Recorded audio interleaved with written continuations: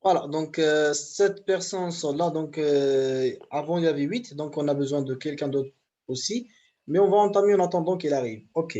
Donc voilà, donc bonsoir à toutes et à tous. Et on continue où on était. On était sur l'esthétique. On a dit que ça vient du mot latin esthétie, qui vient de l'Antiquité, vu que ça vient du latin.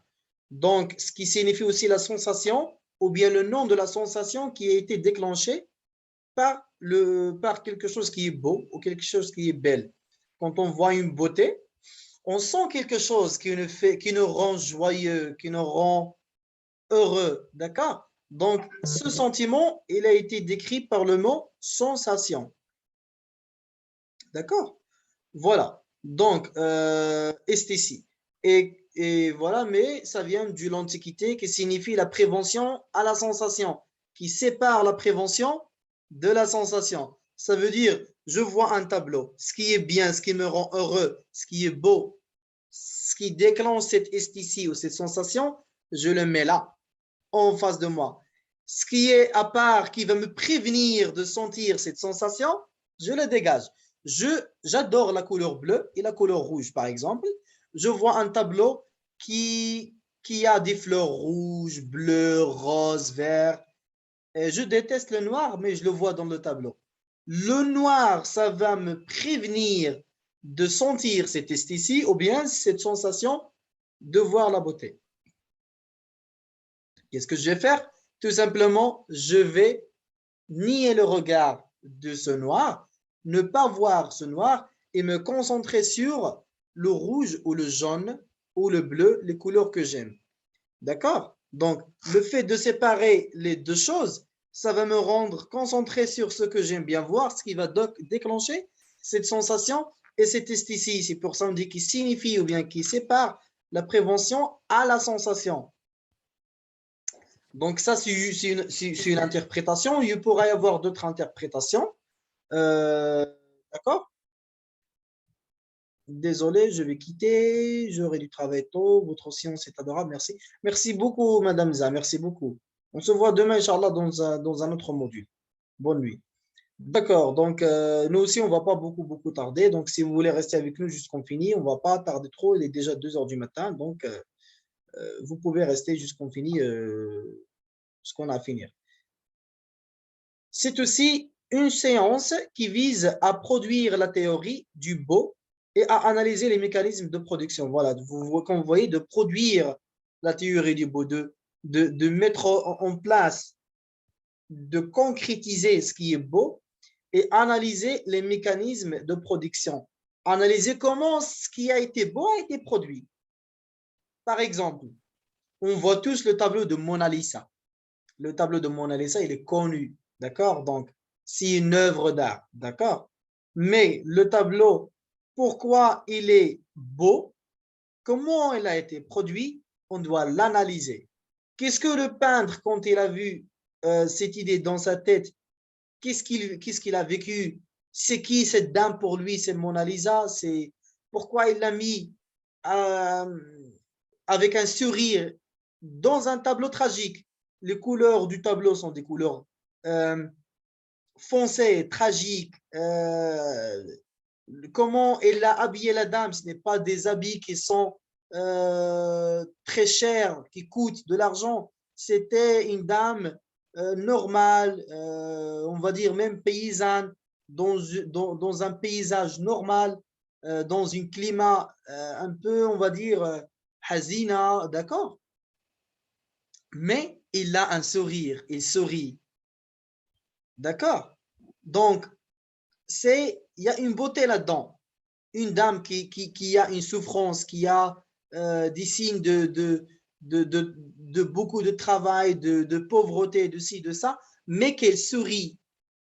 Ça veut dire qu'elle vit bien, même si elle est pauvre, dans son temps. Donc, il y a une histoire qui se raconte. L'histoire qui a déclenché le peintre, c'est Michelangelo, je pense, c'est ça? Ou bien, non, c'est Leonardo da Vinci. Leonardo da Vinci. Leonardo da Vinci qui a fait la Hmm. Mona Lisa, qui l'a déclenché ou bien qui l'a poussé à produire cette œuvre d'art. C'est ça l'esthétique. C'est quand nous, on voit le tableau, on va nier ce qui est mauvais. La pauvreté, les couleurs foncées, tout ça, on va le mettre à part. Mais on va se concentrer sur le sourire de la dame qui a l'impression de nous voir n'importe où on va de la salle. Et là, il a fait avec une manière qui est super bien, qui est super intelligente, en utilisant ce qu'on dit, par exemple, la séance des triangles, ou bien le calcul des triangles, qui perfectionne tout ce qui est créature dans des œuvres d'art. Et par la suite, quand vous partez à gauche, vous allez sentir que la Mona Lisa, il vous regarde. Quand vous allez partir à droite, il vous regarde. Et quand vous allez partir en face d'elle, elle vous regarde. Donc, il y a une beauté là qui vous semble, qui semble à tout le monde qu'il s'ensuit par les regards de Mona Lisa, même si c'est juste un tableau qui ne voit rien, mais il y a une beauté là-dedans, avec ce sourire, avec ce regard, avec qui lui donne un charme. Donc, c'est ça ce qu'on veut dire par la prévention à la sensation et par l'esthésie ou bien la beauté à analyser pour voir les mécanismes qui ont mis Leonardo da Vinci, par exemple, à faire cette œuvre d'art, à la concrétiser. C'était une dame, ça peut être sa mère, ça peut être ça. Je ne connais pas vraiment l'histoire de comment il a fait. Ça peut être sa mère, ça peut être sa fiancée, quelqu'une importante pour lui, qui n'a pas voulu oublier, qui s'est dit dans sa tête, cette image, dans ma tête, il va partir avec le temps, donc il faut que je la mette sur une œuvre d'art pour qu'il ne parte jamais. Il l'a mis et elle n'est jamais partie, on la voit partout dans le monde, jusqu'à là, même que Michael ou bien Leonardo da Vinci est mort il y a des siècles et des siècles. Donc, comme vous voyez. Donc, c'est ça. Donc, en littérature, c'est rechercher ce qui fait sens. Pourquoi? Pourquoi il a fait ce tableau? Pourquoi? C'était un temps qui était difficile. Les gens, ils n'avaient pas d'argent. Il a quand même gaspillé de la peinture, du bois, du tissu pour faire un tableau, du temps, de l'énergie pour faire un tableau. Pourquoi? Ça veut dire quoi ce tableau pour lui? C'est quoi sa signification? C'est quoi sa valeur? D'accord? Pourquoi il y a le sourire? Donc, on cherche ce qui fait sens. On cherche la beauté et on ne cherche pas la méchanceté dans ce qu'il y a dans son tableau. Donc, dans la critique d'art, il sert à désigner l'ensemble des critères et des principes pouvant caractériser une œuvre, un tableau, un texte, etc. D'accord? Afin de trouver la beauté ou bien afin de trouver le côté artistique dans ça. Et le côté artistique n'est pas seulement ce qui a été fait, mais l'histoire de ce qui a été fait aussi et de l'art. La critique de l'art donne le mot de l'esthète ou bien de sensation qu'on voit et ce qui signifie quand vous voyez par exemple dans des musées, quand vous rentrez, vous allez voir des gens qui payent de l'argent juste pour rentrer à regarder des tableaux, à marcher sans rien faire. Et il y a le peintre qui vient leur parler de ce qui est dans les tableaux de temps en temps. Et eux, ils parlent dans des émissions télévisées. On a senti quand on a vu ce tableau qu'il y a une joie, qu'il y a ci, qu'il y a ça. Donc, ils parlent de tout un tas de choses. Pourquoi? Parce que là, ils sont en train de faire la critique d'art, en train de chercher l'histoire cachée, le message et la beauté dans ce qu'il a été fait. La critique. Ils peuvent même payer des fortunes pour acheter des Exactement. tableaux. Exactement. Le plus qu'un tableau, il raconte des choses qui touchent des grands sujets ou bien des grands thèmes, le plus que le tableau pourra avoir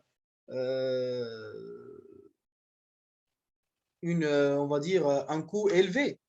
D'accord? Il y a ça, il y a autre chose. Donc, il y a ça d'une côté. Il y a aussi des gens qui achètent, et ça, je vous le dis comme ça vite fait, on ne va pas rebondir beaucoup de ça. Les gens, les mafiosés et tout ça, avant le temps, ils avaient beaucoup d'argent. Mais pour faire sortir cet argent, ils ne peuvent pas. Parce que comment tu as fait à rassembler cet argent? Exactement. Sans travailler, sans ça, tu as énormément cet argent. Ça veut dire que tu vends de la drogue ou bien de quelque chose. D'accord? Donc, pour que lui, il légalise son argent, il va acheter quelque chose de quelqu'un qui a une valeur de pour le valeur. revendre avec la même valeur au plus pour quelqu'un d'autre. Donc, il rentre avec les tableaux d'art. D'accord? Et quand ils font ça, qu'est-ce qu'il fait? Autrement dit, il légalise son argent. Ils vont lui dire, d'où tu as ramené cet argent? Ah ben, j'ai vendu ce tableau. C'est d'où vous avez ramené ce tableau? Ben, un ami me l'a donné. Il ne va pas dire, je l'ai acheté. Il va dire, un ami me l'a donné. Donc là, d'un jour à l'autre, vous êtes devenu un bourgeois. D'accord? Et un, deux tableaux, trois, et comme ça, votre argent, vous la cachez dans des œuvres d'art jusqu'à vous avez des fortunes, jusqu'à vous légaliser tout ce qu'il y a à légaliser. Donc ça, c'était aussi un côté de ce qui donne de la valeur à quelques types artistiques. D'accord? Il y a aussi la chance. Il y a des bonnes œuvres d'art qui n'ont jamais su la réalité ou bien qui n'ont jamais vu la lumière. Il y a aussi des œuvres d'art qui veulent rien dire, mais qui ont vu la lumière, qui ont été pris avec un rythme artistique qui les a donné une valeur qu'ils n'ont pas. D'accord? Et tellement ils n'ont pas eu cette valeur que les tableaux qui vont suivre de ce peintre vont avoir la même valeur de celui d'avant. D'accord? Donc, il y a ça aussi. Donc, voilà. Donc, et c'est ça ce qui fait la critique d'art, de voir est-ce que cette œuvre est vraiment une œuvre d'art ou pas. Ou bien c'est juste quelqu'un qui a été pris par le rythme et c'est juste par hasard qu'il a fait ça, par hasard. Si c'est vraiment un grand peintre, un grand artiste, il va refaire des choses. Sinon, il va voir seulement une chose. D'accord? Donc, c'est ça la critique d'art, de parler pas seulement de cette œuvre, mais donc tout ce qu'il a fait en contraste avec d'autres artistes et d'autres peintres, etc. Donc, voilà, et on voit ça aussi, le truc de Tobid Amwal, on voit aussi le blanchissement d'argent aujourd'hui, autrement, dans la crypto-monnaie ou bien dans les NFT, ce qui s'appelle non-fungible tokens. People achètent et revendent des petites images qui veulent rien dire sur Internet avec des fortunes. Mais pourquoi? Pour légaliser leurs argent, tout simplement. Voilà, donc ça c'est un autre sujet, on ne va pas perdre le temps là-dessus. Donc je pense que voilà, c'est clair. Donc la critique de l'art dans le mot de l'esthète, celui qui apprécie les belles choses. Donc c'est pas celui qui fait, mais celui qui regarde et qui apprécie, qui sent cette sensation d'esthésie. D'accord? Celui qui sent cette sensation d'esthésie, ou bien de amour de la beauté, de plaisir en voyant, en regardant la beauté, on l'appelle l'esthète. D'accord? Cool. Voilà, donc si vous n'avez rien de rajouter là-dessus, on va passer à l'herméneutique, ou bien on pourra même aussi s'arrêter là et finir après, dans la prochaine séance. À partir de là, on reprend. Qu'est-ce que vous en dites? Alors, personnellement, j'arrête ici. C'est déjà... Et on enchaîne demain, Inch'Allah. J'aurai le travail à 8 heures. D'accord. Ah bah voilà, donc on va arrêter là. On va arrêter là. Et on va continuer à partir, rappelez-vous bien de où on s'est arrêté, l'herméneutique. L'herméneutique, oui. On va finir de là. Et si on va, juste comme on est parti aujourd'hui, on va finir vite le module, parce que c'est grand, mais c'est facile. Et ça demande juste de la compréhension, du partage, de l'échange et de projection d'un thème sur d'autres thèmes et d'autres sujets pour être compris. Et voilà, et ça lui rend facile, tout simplement. Merci. Alors, Inch'Allah, demain, on va voir notre module. Exactement. Demain, il y aura un autre module, Inch'Allah. Oui, elle aura lexicographie, je pense, demain. Selon la planification. Demain, attendez, je vais S'il vous vous, dire. s'il vous plaît, à quelle heure? À quelle heure demain? Demain, c'est à 10h. Aujourd'hui, on a Oui, commencé toujours à à 11h. lexicographie Parce à que je finis pas 22h. le travail d'art, mais là, 10h, demain, on va avoir notre module. Donc, demain, on aura D'accord. lexicographie à 22h. Demain, lexicographie, 22h. D'accord, cool. Donc voilà, donc cette semaine, c'était plus pour prendre la vitesse de croisière. Donc oui, c'est ça. Demain, c'est lexicographie à 22h. Donc cette semaine, c'était plus pour reprendre la semaine de la vitesse de croisière, de se voir, se connaître, se partager, commencer. Et comme ça, on pourra avancer. Et de plus en plus, de plus en plus on travaille sur ces modules, le plus qu'on va reprendre de plus en plus de grande vitesse. Oui, D'accord. oui, c'est ça. D'accord? Donc, ça ne veut pas Bon, dire qu'on va merci. tout le temps parler sur ces modules avec beaucoup de détails, beaucoup de temps et tout. Mais là, c'est juste pour déjà que les gens ils se rentrent dans le thème de ces modules. Et Oui, quand les gens ils c'est sont ça. dans le thème de ces modules, ah bah, là, ça va devenir plus facile. On va attaquer les sujets. On voit déjà que à partir de la première journée jusqu'à là, les gens ils étaient timides, ils ne parlaient pas, ils ne partageaient pas, ils ne disaient rien. Il y a juste un ou deux qui parlaient. Là, on sent plus qu'il y a plus de personnes qui parlent et qui échangent et qui disent des choses. D'accord? Oui, D'accord. effectivement. Oui. Alors, très bonne nuit et beau rêve. C'est Et Hafidi. merci pour... Ah, oui, oui. Vous allez partir Amin. dormir ou quoi? Oui, bien sûr, je suis un petit peu Euh, fatigué parce que Vous êtes j'avais fatigué, eu- vous n'allez pas me parler du mariage des femmes aujourd'hui, les chameaux, le Ben Sahraoui. Alors, Hein? oui, tu stop the recording first. I will stop the recording first. Ben, les gars, ceux qui veulent partir, vous pouvez partir. D'accord, alors bonne nuit. Ceux qui veulent Bien. rigoler un petit peu, vous pouvez rester avec nous un peu. On sort du cadre du travail et on parle un peu entre nous. Jusqu'à la réunion s'éteint toute seule. Il reste quoi? Il reste pas grand-chose pour que s'éteint parce qu'il est reprogrammé pour 40 minutes. Donc, on a déjà commencé à 2 heures. Donc, il reste quoi? Il reste 10 minutes après, il va s'éteindre. Donc, voilà, j'arrête l'enregistrement.